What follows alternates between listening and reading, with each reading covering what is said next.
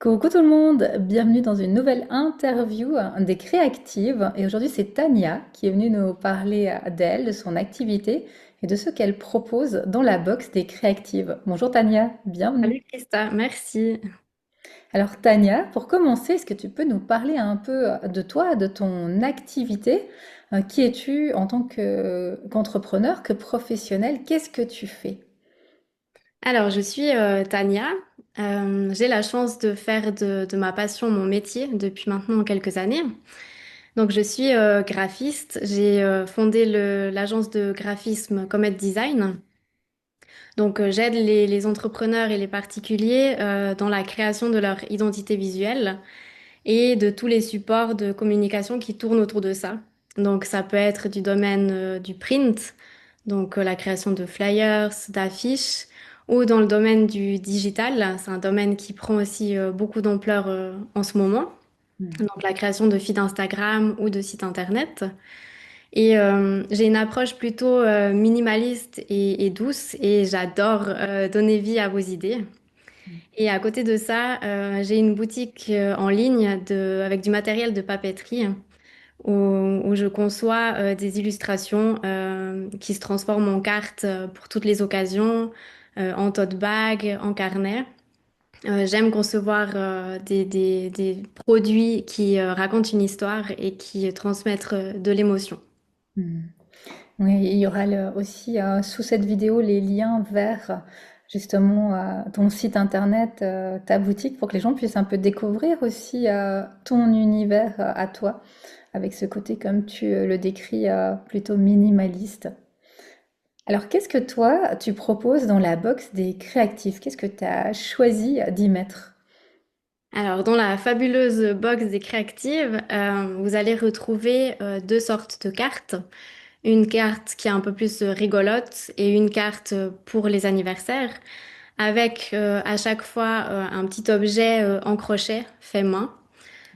Cet objet est facile à décoller de la carte pour pouvoir le garder avec soi et pourquoi pas le transformer en porte-clés. Ensuite, il y a le tote bag avec l'univers féerique de la baleine. Un tote bag qui est pratique. On peut facilement glisser son ordinateur portable, son porte-monnaie ou bien quand on va faire des courses. Ensuite, il y a le marque-page Croire en sa magie pour ne manquer aucune page de notre merveilleux livre du moment. Et puis, pour terminer, la fameuse to-do list qui permet de complètement décharger notre tête avec les charges du quotidien pour pouvoir le mettre tout simplement par écrit. Génial. Ouais, de belles créations. Merci pour ces précisions. Et j'aime bien faire ajouter à ces interviews le petit portrait chinois. Et je suis allée chercher quelques questions, quelques éléments pour mieux te connaître, un peu en lien aussi avec ton univers du graphisme, de la création. La première question, c'est celle de si tu étais une couleur. Quelle couleur tu serais, toi, Tania? Alors, les couleurs qui m'inspirent et que j'adore, c'est le terracotta ou le beige, parce que je trouve que c'est des couleurs qui rassurent sans s'imposer. Elles sont naturelles, authentiques, elles viennent de la terre, donc de la nature, et elles sont intemporelles et elles permettent de mettre en valeur ce qui les entoure. Ah, ça te correspond bien justement à ton univers, je trouve, à cette description.